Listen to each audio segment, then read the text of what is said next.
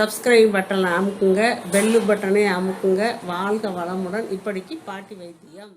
வணக்கம்ப்பா, உங்கள் பாட்டி பேசுகிறேன். இப்போ நான் கொள்ளு பொடி செஞ்சு காட்ட போகிறேன்ப்பா.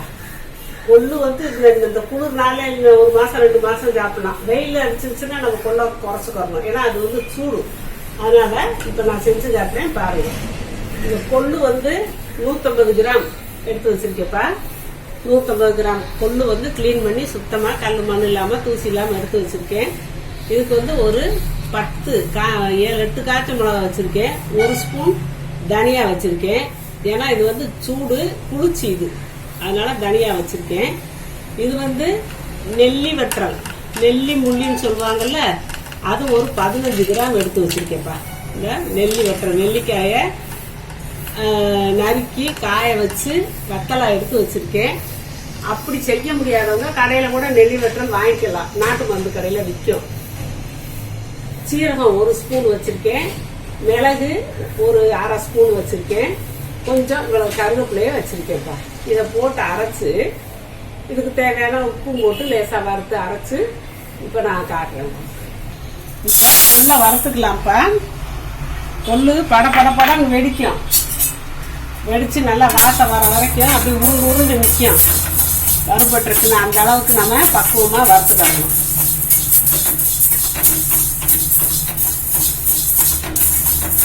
கருகு விடாம வறுக்கணும்.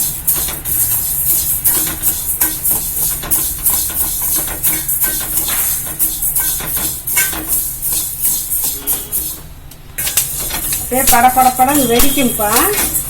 வெடிச்சு ஒரு வாசம் வரும். அந்த நேரத்தில் நம்ம இறக்கணும்.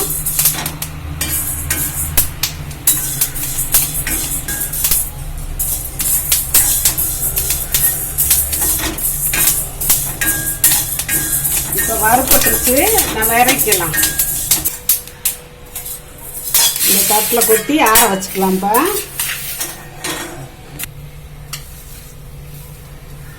இப்போ இந்த மிளகாவும் தனியாவும் போடுறேன்.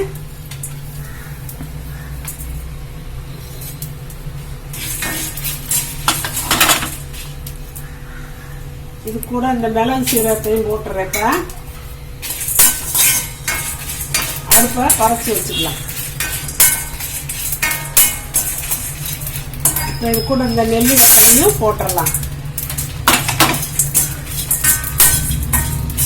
நெல்லிவத்தல் காஞ்சிருச்சு, வறுக்கணும்னு தேவையில்லை. அதுக்கு தான் நான் லாஸ்டா போட்டேன். அந்த சூடு ஏறினாலே போதும்.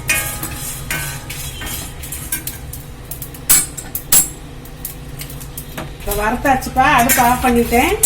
வச்சிடலாம்.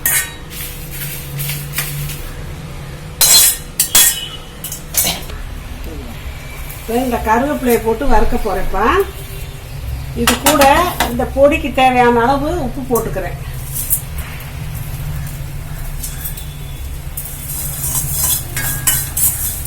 பச்சை கருவேப்பிலையை வறுத்தாதான் நல்லா இருக்கும். ஏற்கனவே காய வச்சதை அப்படியே நம்ம போட்டால் நல்லா இருக்காது. இந்த இதுக்கு பச்சை கருவேப்பிலையை போட்டு வறுத்தோம்னா வாசமா இருக்கும்.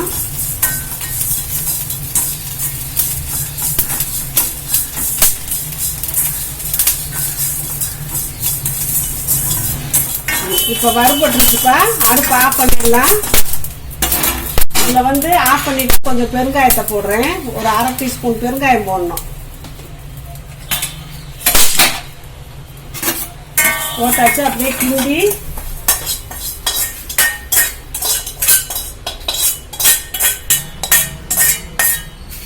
இப்போ கருவேப்பிலை பெருங்காயம் உப்பு போட்டாச்சு. இது கொஞ்சம் ஆறவும் நான் மிக்சியில் போட்டு உங்களுக்கு அரைச்சி காட்டுறேன். கொள்ளு ரொம்ப சத்தானப்பா. அதுக்கு தான் பெருங்காயம் சீரகம் மிளகெல்லாம் போடுறது.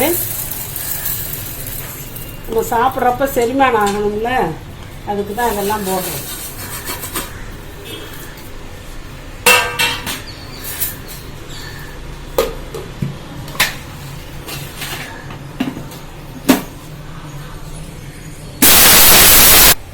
இப்போ பொடி ரெடி ஆயிடுச்சுப்பா. நல்லா நைஸாக அடிச்சாச்சு.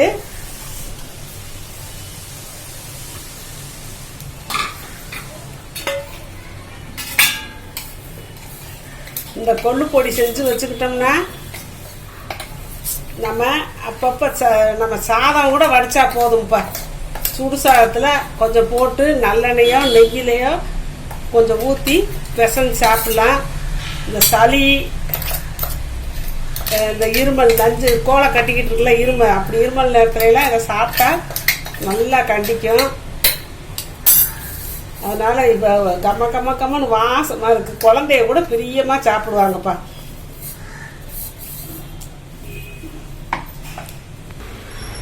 நல்லா காரஞ்சாரமாக அந்த நெல்லிக்காய் வத்தல் சேர்த்ததுனால புளிப்பு சேர்ந்து ரொம்ப ஜோராக மிளகு சீரகம் அந்த வாசனை, பெருங்காய வாசனை அப்படியே போட்டு நெய்யோ நல்லெண்ணெயோ ஊற்றி லஞ்ச் பாக்ஸ் கூட கட்டி கொடுக்கலாம்ப்பா. இந்த சளி இருமல் நேரத்தில் ரொம்ப நல்லா இருக்கும், சாப்பிடவும் நல்லா இருக்கும், உடம்புக்கு நல்லது. அதான் சொல்கிறாங்களே இந்த கொலஸ்ட்ரால் பிரச்சனைக்கெல்லாம் இது நல்லது அப்படின்னு. இந்த கொள்ளு வந்து அந்த காலத்துல எல்லாம் குதிரைக்கெல்லாம் கொடுப்பாங்க. அதுதான் அது அவ்வளோ ஸ்ட்ராங்காக, அது காலெலாம் இது எவ்வளோ சமயம் பிடிச்சி இழுத்துட்டு ஓடுது. அதான் இளைச்சவனுக்கு எள்ளு, இளைச்சவனா கொஞ்சம் மெலிஞ்சிருக்கவனுக்கு எள்ளு, கொழுத்து கொலஸ்ட்ரால் இப்படிலாம் இருந்து ரொம்ப குண்டாக இருக்கவங்களுக்கு இந்த பொண்ணு கொடுத்தா நல்லதுப்பா. அதனால் நீங்கள் இந்த மாதிரி பொடி செஞ்சு வீட்டில் வச்சுக்கோங்க. கம்மன்னு வாசமாக இருக்கும். அடுத்து இன்னும் ஒரு 2 மாதம் 3 மாதம் தான் நீங்கள் சாப்பிட முடியும். அப்புறம் அக்னி சத்தத்தில் தொட்டே பாத்திரம் ஒரே சூடு. அந்த சூடு குறையிறதுக்கு தான் நான் தனியாக சீரகம் எல்லாம் போட்டிருக்கேன், கருவேப்பிலையும் போட்டிருக்கேன். கருவேப்பிலையும் பூச்சி வாசம் கூட உடம்புக்கு எல்லா சத்தும் இருக்குப்பா. நம்ம தனியாக குழம்பு வைக்கணும்னே அவசியம் இல்லை. சமையலுக்கு டக்குன்னு போட்டு பரட்டி கொடுத்துடலாம். அதனால் இப்படி செஞ்சு சாப்பிட்டுக்கங்கப்பா. வாழ்க வளமுடன். சப்ஸ்கிரைப் பட்டனை அமுக்குங்க, பெல்லு பட்டனை அமுக்குங்க. வாழ்க வளமுடன். இப்படிக்கு பாட்டி வைத்தியம்.